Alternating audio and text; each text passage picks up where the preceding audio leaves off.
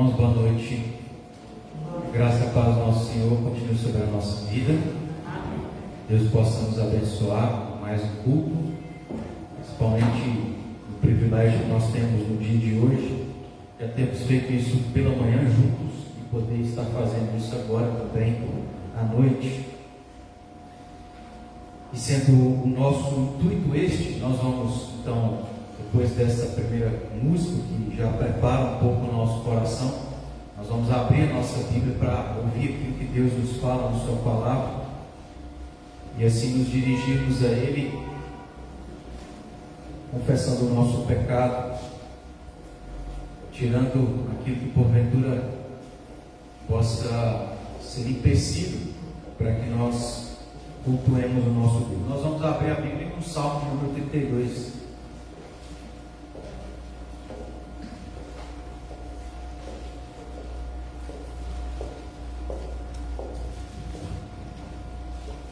Salmo de número 32.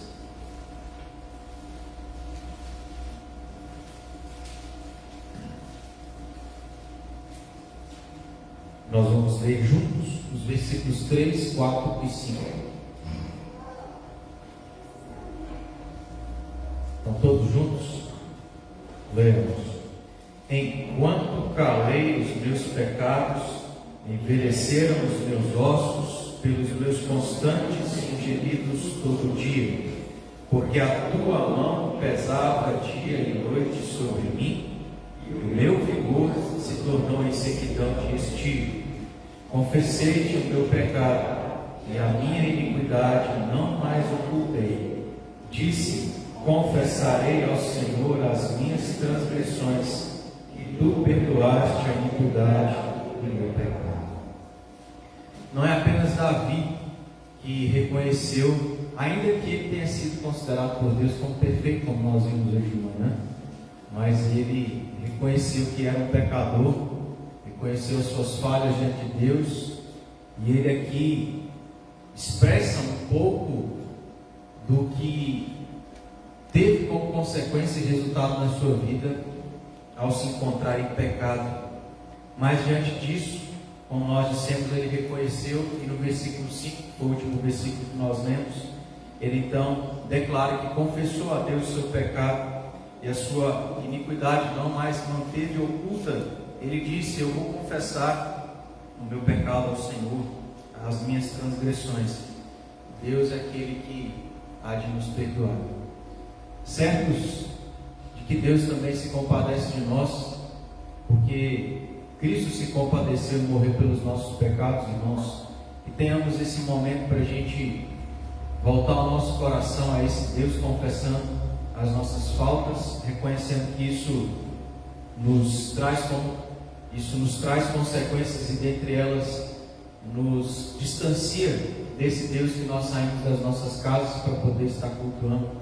Então, confesse o seu pecado, peça a Deus para que santifique a sua mente, o seu coração, a sua vida, para que possamos adorar esse Deus que é santo.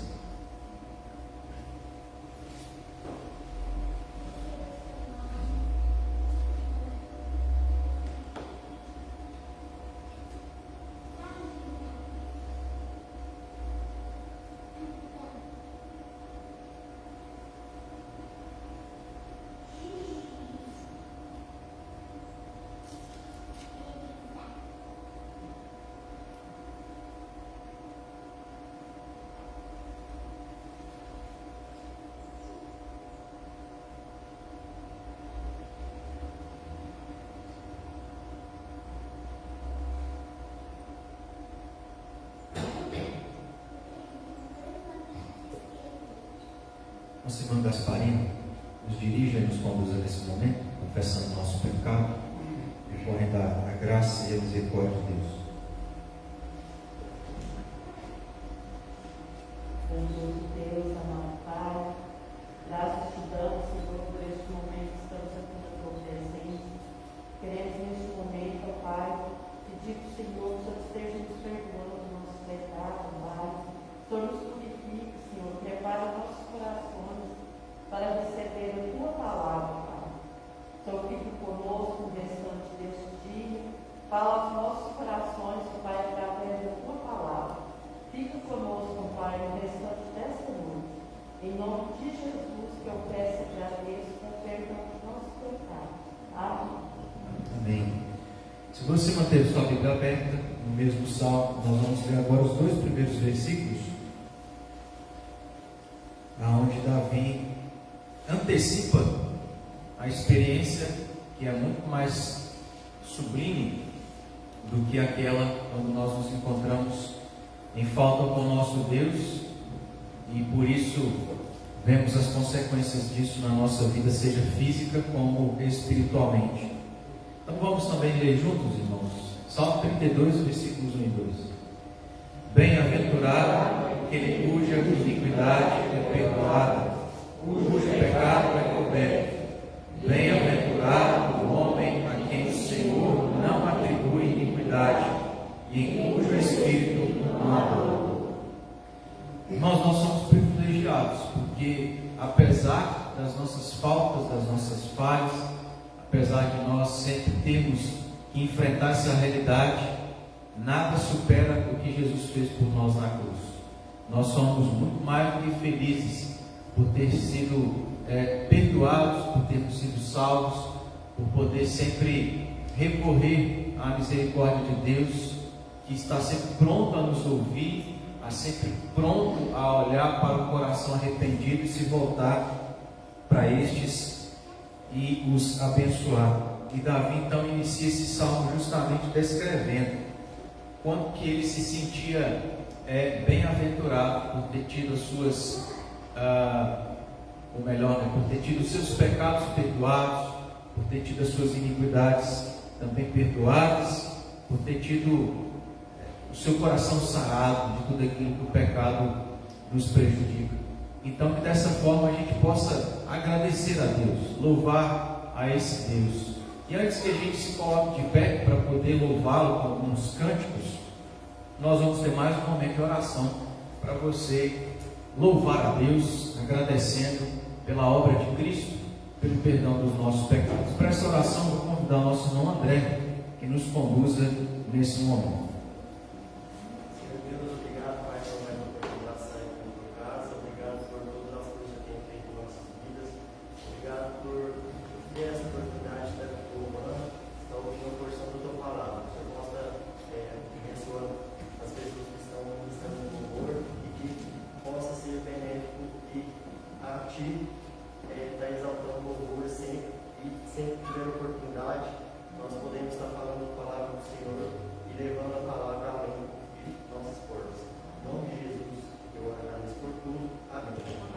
Amém. Louvado seja Deus. Coloque de pé, confiado no perdão, confiado na graça, e como expressão desse favor de Deus, que a gente possa louvá-lo com alegria. E você que porventura veio preparado, como parte também do culto, e terá a liberdade de colocar, trazer ao vaso os seus dízimos e ofertas. Nós estamos falando muita alegria. A primeira coisa que a gente vai cantar chama o braço de baixo. Que você possa cantar de todo o coração com muita alegria.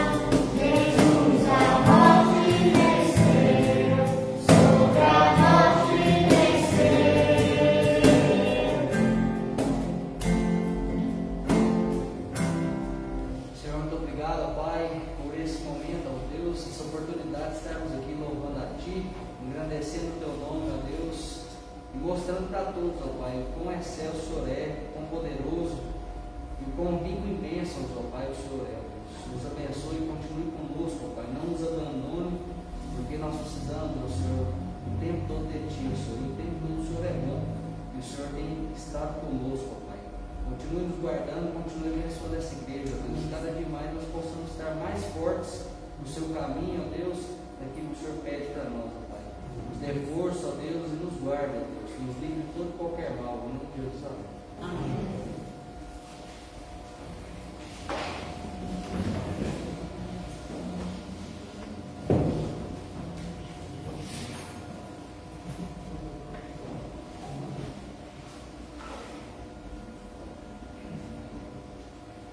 Vamos abrir nossa Bíblia em Ageu. Nós estamos no último capítulo, que é o capítulo 2. Já também, praticamente nos últimos versículos.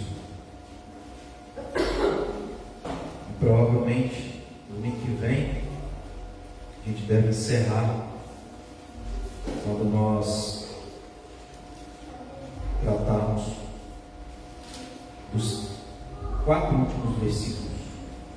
Mas hoje nós vamos nos ater aos versículos 15 a 19 do capítulo 2 de Ageu.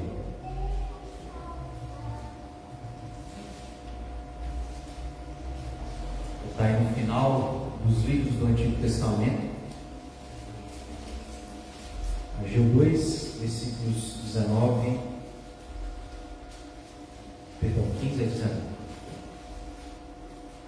Diz assim: agora, pois, considerai tudo o que está acontecendo desde aquele dia, antes de poderdes, antes de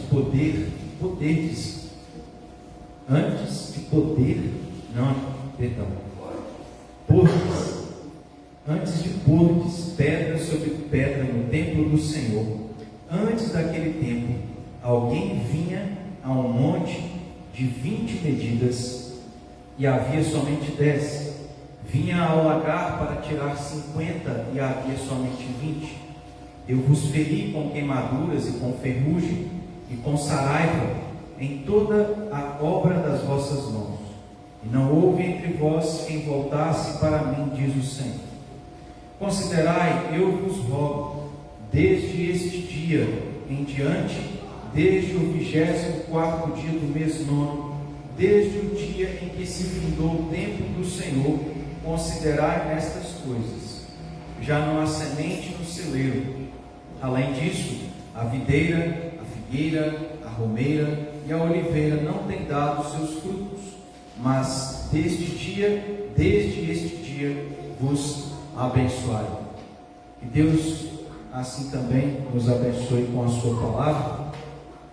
E para que a gente se recorde, como a gente sempre faz, do que Deus já havia feito com o povo de Israel anteriormente, nos versículos anteriores e consequentemente também no primeiro capítulo, nós temos aqui o profeta Ageu como alguém levantado por Deus para falar ao povo de Israel. E, geralmente, quando um profeta era levantado por Deus para falar ao povo, ele levava ao povo algumas mensagens, e isso aqui fica muito evidente no livro de Ageu, porque nós, como já analisamos, vemos a fórmula que geralmente era utilizada para caracterizar quando algo vinha da parte de Deus, e isso através de um profeta usado por ele. E então Ageu vai dar 4 mensagens ao povo de Israel. A primeira delas está no capítulo 1, onde nos versículos 1 a 4, Deus então pede a este povo para que eles pudessem edificar o templo. E Deus, na segunda mensagem, vai falar a esse povo, ou melhor, ainda na primeira mensagem, vai apresentar razões pelas quais eles deveriam ouvir ao que Deus estava solicitando a eles. E estas razões eram: se eles obedecessem, eles então seriam abençoados, mas caso contrário, eles seriam castigados. E o povo, ao atender ao que Deus estava solicitando a eles, então o profeta é usado por Deus para levar uma segunda mensagem.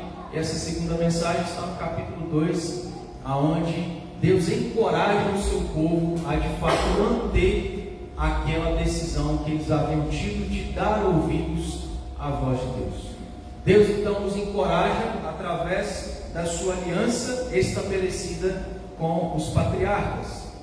E por fim, nós vimos a terceira e penúltima mensagem, que está também no capítulo 2, e nós vimos domingo passado, a partir do verso 10, aonde Ageu agora leva uma outra mensagem ao povo para que eles tivessem uma vida de santidade, uma vida santificada a esse Deus. O que nós vamos observar é a parte final dessa terceira mensagem, ficando para domingo que vem a última e quarta mensagem, que são os versículos finais, versículos 10 a 23.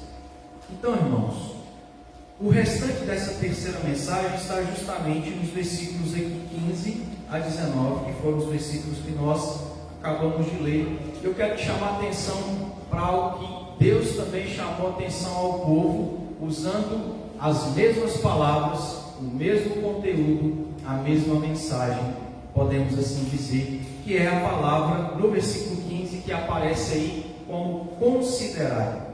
Seja no versículo 15, seja no versículo próximo, que é o 18, um pouco à frente, ele também mais uma vez usa a mesma palavra para chamar a atenção do seu povo. Então Deus faz isso por duas vezes nessa terceira mensagem, e que se assemelha à mesma coisa que ele fez anteriormente. Está aí no capítulo 1, aonde nos versículos 5 e 7, ele também chamou a atenção do povo utilizando as mesmas palavras. Ele disse: considerai e considerai. O que Deus está chamando a atenção do povo é para, mais uma vez, eles refletissem, analisassem, percebessem que de fato a desobediência a esse Deus não os levaria a um caminho onde eles seriam bem-sucedidos, aonde eles seriam felizes, mas pelo contrário, resultaria de fato em castigo, resultaria em sofrimento, resultaria em maldição. Então é isso que nós vamos ver detalhado a partir do versículo 16, porque Deus aqui vai falar: olha, vocês devem considerar aquilo que aconteceu no passado, quando vocês estavam distantes de mim, quando vocês haviam escolhido me desobedecer. O resultado foi de eu não abençoá-los, foi de vocês terem sofrido. Por quê? Porque naquele tempo vinha um monte de 20 medidas e havia somente 10. Vinha ao lagar para tirar 50 e havia somente 20. E Deus continua relembrando a esse povo algumas coisas específicas. No versículo 17 também ele diz: eu vos feri com queimaduras, e com ferrugem, e com saraiva, em toda a obra das vossas mãos. Aí segue um pouco à frente, no versículo 19, ele também detalha outros resultados do passado que o povo experimentou por ter desobedecido a esse Deus, quando ele diz: já não há semente no celeiro. Além disso, a videira, a figueira, a romeira e a oliveira não têm dado os seus frutos. É interessante, irmãos, porque o que Deus detalha aqui complementa aquilo que ele também detalhou quando lá no capítulo 1, os versículos 5 a 7, Deus também havia falado para relembrar ao povo dessa experiência trágica e terrível que eles tinham enfrentado por causa da desobediência, por se afastarem de Deus. Deus novamente, na terceira mensagem do profeta, traz isso à tona para enfatizar aquilo que os crentes de Israel, aquilo que o seu povo deveria considerar, é entender que a realidade de uma vida em desobediência a Deus é uma realidade trágica, de consequências terríveis, da mão de Deus pesando sobre o seu povo.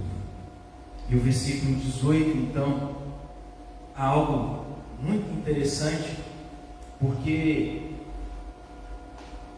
serve para a gente perceber o quanto Deus é esse Deus que, apesar de ser santo, Deus poderoso, Deus justo, é aquele que age de uma maneira aonde Ele demonstra o quanto Ele quer o nosso bem, o quanto Ele quer o bem do seu povo. Volte aí os seus olhos no versículo 18, quando Deus, através do profeta, continua essa terceira mensagem e disse: considerai. Logo em seguida, é interessante a gente observar, porque ele diz: considerai, eu vos rogo. Então a ideia que nós temos dessa palavra é a ideia de alguém que quer de fato algo, e por isso ela roga, por isso ela suplica, por isso ela repete, por isso ela enfatiza. E Deus, em todo o tempo, pelo menos aqui, através do profeta Ageu, fez isso para com o povo de Israel. Chama a atenção desse povo para que eles entendessem: olha, esta realidade é algo que vocês experimentaram e vocês vão continuar experimentando se vocês não me obedecerem, se vocês decidirem se manter longe de mim. Quando então Deus diz: considerai, eu vos rogo, Ele está dizendo: sejam sensatos, sejam inteligentes, usem a cabeça, usem a mente, usem os olhos, usem as experiências que marcaram a vida, para de fato vocês concluírem que uma vida longe de mim é uma vida infeliz, é uma vida trágica, é uma vida sofrida. Deus então, através dessas palavras que ele repete, seja no versículo 18, seja no versículo 15, para que o povo considerasse, ele estava com isso dizendo: entendam, aprendam, enxerguem que sempre é e sempre será assim. Quando houver desobediência, eu não os abençoarei. Todo o esforço, e Deus, não só aqui nessa terceira mensagem, mas anteriormente também havia evidenciado isso ao povo: todo o esforço que vocês vão ter será inútil, vocês não vão chegar em lugar algum. E é por isso que sempre me vem à mente o Salmo 127, aonde ali, praticamente nos 2 primeiros versículos, o salmista expressa essa realidade da qual se aplica a todo ser humano, que longe de Deus, todo esforço que a gente possa ter será inútil.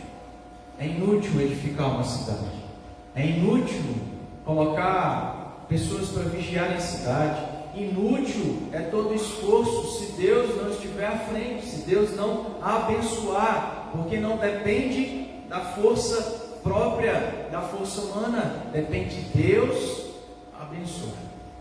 E é isso que mais uma vez Deus está solicitando a esse povo: considerem, eu vos rogo. Enxerguem, entendam que esta é a realidade que ocorre com aqueles que decidem não atenderem à voz de Deus. E sabe, irmãos, nós já aplicamos isso quando anteriormente trabalhamos a mensagem anterior de Ageu ao povo, quando ele também apresenta o resultado de não obedecer a Deus, que é maldição, castigo e sofrimento. Mas é o que a gente precisa trazer para a nossa própria vida e para o nosso próprio coração, de que Deus está constantemente repetindo a mesma mensagem, usando as mesmas palavras, chamando e tentando chamar a nossa atenção, para que a gente pare de bater a cabeça, pare de tentar insistir naquilo que nós não vamos conseguir chegar a lugar algum, de fato concluir aquilo que Ele quer que o povo, e disse ao povo, para que também concluísse a mesma coisa. Mas há um detalhe interessante no versículo 17, que a gente precisa considerar, porque quando Deus apresenta algumas situações do passado que foram resultado da escolha desse povo em desobedecer a Deus, Ele aqui nesse versículo 17 nos mostra aquilo que nem sempre nós enxergamos, que nem sempre a gente consegue enxergar de uma maneira que vai além, porque Ele disse: e diante de todo o sofrimento que eles viveram no passado, Deus os feriu com queimaduras, com ferrugem, com saraiva e com toda a obra das vossas mãos. Agora veja a parte final: e não houve entre vós quem voltasse para mim, diz o Senhor. O que nós podemos entender a respeito dessas últimas palavras de Deus nesse versículo 17? É que ainda que nós insistamos em não enxergar aquilo que está claro, que Deus está repetindo, de insistir em uma vida longe de Deus, em insistir em uma vida onde a gente não dá atenção e ouvidos à vontade e à voz de Deus, ainda que Deus, por conta disso, nos castigue, o castigo e a disciplina que vem de Deus nunca é para o nosso mal, mas pelo contrário, é sempre proveitoso. Porque Deus diz que diante de toda a ação aonde Ele teve que castigar esse povo, o que Ele esperava é que esse povo se voltasse para Ele. Mas não foi isso que aconteceu. No passado, o que Deus expõe é que diante do sofrimento não houve entre eles quem voltasse para Deus. Portanto, irmãos, nós como crentes, que temos esse Deus que nos instrui, esse Deus que nos faz enxergar o que nós não temos facilidade para enxergar, a gente deve olhar para as situações difíceis que nós estamos vivendo há mais de um ano, por exemplo, entender que diante de tudo que isso tem resultado na nossa vida, em áreas, em aspectos, em situações diferentes, isso é para que a gente se volte para Deus. É aquela frase que às vezes a gente diz e se esquece que se aplica à nossa vida. Isso não é pelo amor, mas não quer dizer que a dor também não expressa o amor de Deus. Mas é exatamente isso. É exatamente isso que o autor de Hebreus, no capítulo 12, expressou aqueles crentes que estavam sendo perseguidos, estavam sofrendo, estavam sendo vencidos pelo próprio pecado, de que Deus é aquele que disciplina ao filho que ama, que a disciplina tem um fim proveitoso, e Deus havia dito isso para o seu povo, e é isso que Deus também nos ensina, que ainda que a gente insista em desobedecer, em não dar ouvidos a Deus, Deus, por causa da sua aliança, é aquele que nos ama tanto, que quer tanto o nosso bem, que Ele então nos castiga, para que através da dor, do sofrimento, nós possamos voltar para isso. É aquilo que a gente pode observar na parábola muito conhecida, que é a parábola do filho pródigo, que está em Lucas capítulo 15, se você quiser abrir para acompanhar, nos versículos 11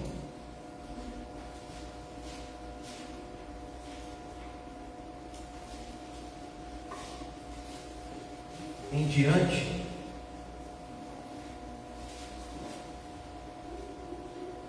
Diz que o filho mais moço do seu pai chegou ao pai e disse: dá-me a parte dos bens que ficaram. Então o pai reparte os seus bens, e aí no versículo 13, passados não muitos dias, o filho mais moço ajunta tudo o que era seu, parte para uma terra distante, e lá dissipa todos os seus bens, vivendo dissolutamente. Depois então de ter consumido tudo, sobreveio àquele país uma grande fome, e ele começou a passar necessidade. Então ele foi e se agregou a um dos cidadãos daquela terra, E este o mandou para os seus campos e a guardar porcos. Ali desejava ele fartar-se das alfarrobas que os porcos comiam, mas ninguém lhe dava nada. O que aqui, irmãos, serve de ilustração é justamente para a gente entender que uma vida onde nós escolhemos não dar ouvidos à voz de Deus, a nos afastarmos de Deus, a insistirmos em desobedecer a esse Deus, nos levará a um estado de miséria como este filho mais jovem se encontrou. De ter algo que ele poderia desfrutar na companhia do pai, mas por querer viver a sua própria vida, ele perdeu tudo. Ele desejava comer e não tinha comida. Ele ansiava pelas comidas dos porcos e nem isso tinha. Deus às vezes permite certas situações assim acontecerem conosco, para que a gente, assim como esse jovem ou esse filho mais novo, precisou passar para se lembrar, para se arrepender e para voltar os braços do Pai. O fato é, irmãos, que esta passagem, aonde Deus mais uma vez repete aquilo que ele havia dito no capítulo 1, a partir do versículo 5. O principal aqui não é isso. O que Deus queria mostrar ao povo não era esse aspecto, mas o oposto a isso. O principal aqui é nós entendermos que a situação do povo de Israel já não era mais a mesma que anteriormente. Quando o profeta, lá no capítulo 1, no versículo 5, chama o povo: olha, vocês não estão priorizando o templo, vocês não estão se voltando para Deus. E aí então, depois deles ouvirem essa mensagem, eles se voltam para Deus. Agora aqui o contexto é diferente, porque eles não mais estão vivendo em uma rebeldia contra Deus. Aqui eles já haviam atendido a voz de Deus. Lá no versículo 12 diz isso para nós, que depois do profeta ser levado ao povo para falar, esse povo atende a voz de Deus. E porque eles atenderam, Deus então os relembra de como era a vida deles quando desobedeceram, para que, o mais importante, ele pudesse falar. Olhe para a parte final do versículo 19, quando Deus, depois de apresentar todas as consequências, ou parte das consequências de uma vida desobediente, porque o povo se encontrava em um contexto diferente, porque eles estavam ouvindo a voz de Deus, Deus então diz: mas desde este dia vos abençoarei. A questão principal aqui é justamente essa. É o fato dos israelitas terem priorizado o que Deus havia requerido deles. Agora eles poderiam ter certeza de que Deus os abençoaria, porque eles não mais estavam negligentes àquilo que Deus desejava por parte deles. Então, em outras palavras, o que Deus estava mostrando ao povo é que, da mesma forma que era certo Deus os castigar porque eles estavam vivendo de uma maneira desobediente, também era certo que Deus os abençoaria se eles o obedecessem. O foco aqui não é mais em eles pensarem que Deus os castigaria, mas pelo contrário, que Deus agora sim os abençoaria, porque finalmente esse povo havia atendido à voz de Deus. Os versículos 15 a 19, nós podemos concluir como Deus dizendo ao povo para que fizesse uma comparação, que eles pudessem analisar como eles haviam vivido anteriormente, quando estavam em pecado. Mas como eles viveriam a partir de agora, por terem obedecido a Deus. Irmãos, é isso que a vida está aí para nos fazer considerar a mesma coisa, de que em muitas ocasiões da nossa vida nós erramos e sofremos as consequências por isso, mas em algumas ocasiões nós também obedecemos a voz de Deus e vimos quão diferente e quão melhor é obedecer a voz de Deus. Mas é de saber, principalmente, que ao obedecer a Deus é certo que esse Deus irá nos abençoar. Lá em Malaquias capítulo 3, versículo 10, é um texto conhecido. Deus também usa o profeta Malaquias, que é próximo do tempo aí do profeta Ageu, para chamar a atenção do povo de Israel, mais uma vez. E ele então disse: trazei todos os dízimos à casa do tesouro, para que haja mantimento na minha casa. E agora perceba, o problema, dentre tantos, um deles era a questão dos dízimos. Mas a gente pode usar isso e se aplicar a qualquer coisa que nós estejamos negligenciando aquilo que Deus requer de nós.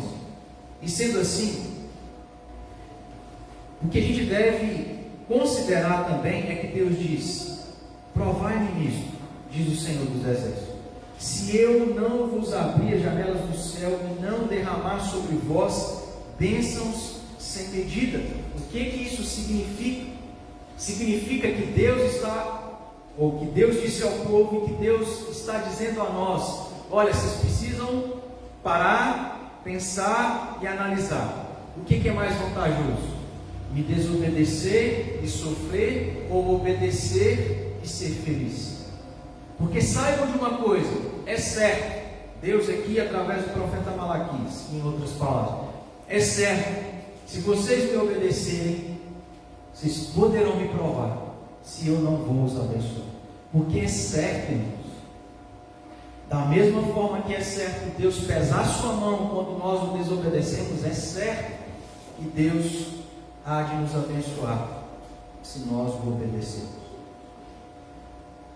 Então nós devemos fazer essa mesma análise de uma maneira prática, voltando para Lucas capítulo 15. A nossa atitude tem que ser a mesma desse filho moço mais jovem, onde no versículo 17 ele disse, ou o texto diz, né? Então caindo em si disse: quantos trabalhadores de meu pai têm pão com fartura, e eu aqui morro de fome? Levantar-me-ei e irei ter com meu pai, e lhe direi: Pai, pequei contra o céu e diante de ti, já não sou digno de ser chamado teu filho, trata-me como um dos teus trabalhadores. E levantando-se foi para o seu pai. Vinha ele ainda de longe, quando seu pai o avistou, e compadecido dele, correndo, o abraçou e o beijou. E o filho lhe disse: Pai, pequei contra o céu e diante de ti, já não sou digno de ser chamado teu filho.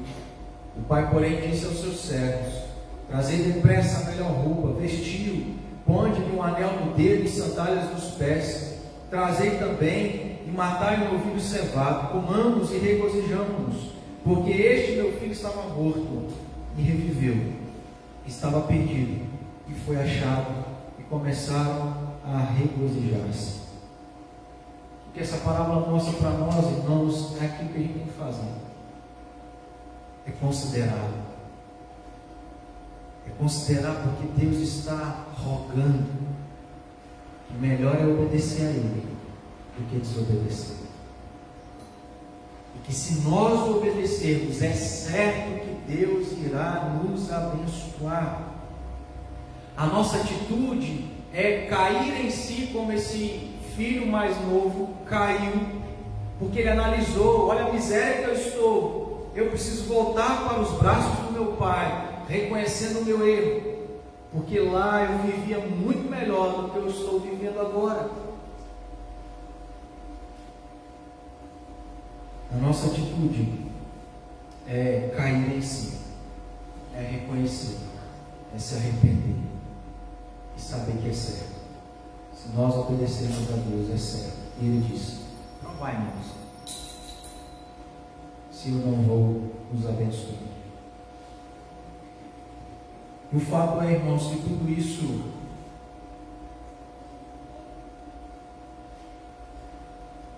apresenta para nós justamente o porquê que Jesus Cristo veio ao mundo. Porque se Jesus não tivesse vindo ao mundo, nós continuaríamos a viver em um estado de miséria. Cristo veio ao mundo justamente porque a nossa escolha é de dizer àquele que nos criou: eu não quero saber de você, eu quero viver como eu quiser, eu quero viver de maneira dissoluta, devassa, pecaminosa, satisfazendo os desejos do meu próprio coração. Só que o fato é que viver dessa forma é chegar a um estado que a gente olha para a comida de porcos e nem ter isso para poder comer. O estado de miséria espiritual que o homem se encontra por estar longe e afastado daquele que o criou é um estado terrível.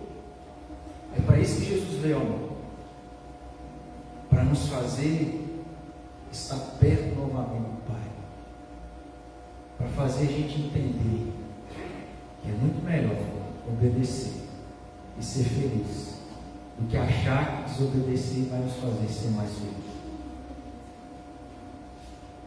Cristo veio justamente porque Ele nos torna herdeiros de todas as coisas, irmãos. Porque Ele conquista absolutamente tudo, e conquistou absolutamente tudo por nós na cruz. Só que nós somos iguaizinhos ao povo de Israel. Pouco tempo que haviam saído da terra do Egito, eles então começam a reclamar, eles começam a se lembrar do passado, do sofrimento, 400 anos de escravidão, e entenderem: é melhor a vida como escravos por mais 400 anos do que por esse deserto, para ir para uma terra que mana leite e mel. Irmãos, a gente precisa ser inteligentes e sensatos, porque está claro, se nós não dermos ouvidos à voz de Deus, nós não vamos ser felizes, nós não seremos prósperos, nós não vamos ser bem-sucedidos. E tem coisa que Deus tem falado ao nosso coração, mas como a gente tem aprendido aqui na escola dominical, nós temos alguns livros que a gente não quer abrir. A gente prefere manter essas coisas por achar que nós estamos mais seguros e seremos mais felizes do que com Deus, que é o dono do ouro da prata. Então nós precisamos reconhecer e nos voltar para Deus, porque se assim fizermos, nós podemos ter a plena certeza de que Deus irá nos abençoar. Ele é o Deus Todo-Poderoso, que em Cristo alcançou tudo por nós. Que possamos então, irmãos, olhar para o passado e fazer essa análise e cair em si de reconhecer: é melhor obedecer a Deus. Então vamos orar, pedir isso a Deus. Talvez você está precisando voltar para Deus um pouco mais. Talvez hoje a gente tem precisado reconhecer que algumas atitudes que nós temos tido não têm nos feito ser felizes, e a gente precisa abandoná-las, dar ouvidos à voz de Deus, custe o que custar. É melhor pagar um preço e ser feliz do que pagar um preço e ser infeliz. Pai amado, obrigado porque o Senhor deixa na Tua palavra exemplos de crentes que viveram há tantos anos atrás tiveram as mesmas dificuldades que nós continuamos a ter. Onde, às vezes, ó Pai, pensamos ser mais espertos e sábios do que aquilo que o Senhor nos ensina e requer de nós a Tua palavra. Insistimos, ó Deus, porque é como o sábio disse em Provérbios, que aos nossos olhos os nossos planos são os melhores que existem, mas a resposta certa está no Senhor. Vem de Ti. Ó Deus, nós nos lembramos demais que a Tua vontade é boa, agradável e perfeita. Mas, ó Deus, a nossa vida não demonstra que nós consideramos mais a Tua vontade benéfica para nós do que a nossa própria vontade. Tem misericórdia, Senhor, para que nós tomemos como exemplo a atitude do povo de Israel nesse contexto, onde eles estavam com foco errado, mas ouviram a Tua voz e atenderam. E o Senhor então fala ao coração deles, para que eles soubessem que ao obedecerem, seria certo que o Senhor nos abençoe. Pai, que nós não venhamos duvidar desta verdade, desta realidade. Que possamos, ó Deus, estar plenamente convictos de que ao nos esforçarmos, de que ao pagar o preço, de que ao abrirmos mão de coisas que nós não queremos, ó Deus, o Senhor há de nos abençoar, porque nós estaremos assim fazendo a Tua vontade. Então, que possamos fazer essa análise, que possamos, ó Deus, colocar numa balança e pesar o que é mais vantajoso, que possamos reconhecer, que possamos, ó Deus, cair em nós mesmos e voltar para perto do Senhor. Talvez, ó Deus, quantas coisas nos afastaram, nos distanciaram de Ti, e nós temos indagado ao Senhor aonde o Senhor está. Por que assim tem acontecido? Por que estamos sofrendo tanto? Que possamos, ó Deus, olhar para o sofrimento como uma maneira do Senhor nos atrair novamente para perto de Ti, porque é o Senhor nos mostrando que esse caminho não nos fará chegar a lugar algum. É o Senhor, ó Deus, pondo diante dos nossos olhos aquilo que a gente se nega a enxergar e aceitar, que a nossa vontade não é boa. Meu Deus, nosso coração é corrupto. Meu Deus, aos nossos olhos algo que parece ser bom é terrível e prejudicial à nossa vida. Então, ó Deus, que possamos fazer essa análise, que possamos dar ouvidos à Tua voz, estarmos cegos. Obedecer o Senhor resultará do Senhor nos abençoar. Sejamos um povo abençoado por ouvir a Ti, ó Deus, e Te obedecer. Em nome de Jesus é que nós assim oramos, pedimos e agradecemos. Amém. Deus te abençoe, irmãos, e Deus nos dê coragem para dar ouvidos, analisar e obedecer, e ter essa convicção no nosso coração. Vai em paz. Quero lembrar os irmãos que terça-feira nós temos a nossa reunião de oração. Então nós estamos fazendo isso aqui na igreja. Nós não estamos transmitindo, mas o importante é estarmos aqui em oração. E os pedidos, alguns deles já estão lá no grupo. Se você tiver algum, por favor, adicione lá também para que a gente ore na terça-feira e ao longo da semana. Uma ótima semana. Deus nos abençoe. Abençoe a todos nós.